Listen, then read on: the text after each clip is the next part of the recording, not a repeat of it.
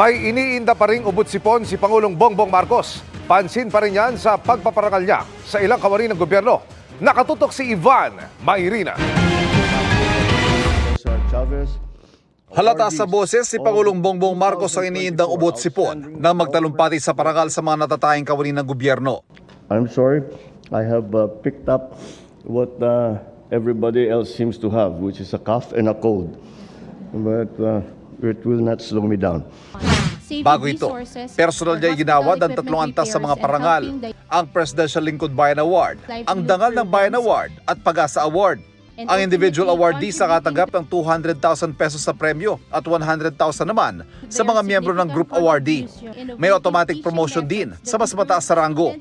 Patunay raw sila na hindi lahat ng nasa serbisyo sibil ay tulad ng inaakalang mabagal, masungit o tamad. The quality of the work and the initiative that people have shown really belies the general image of the civil servant as being a bit of a drudge and being not terribly imaginative.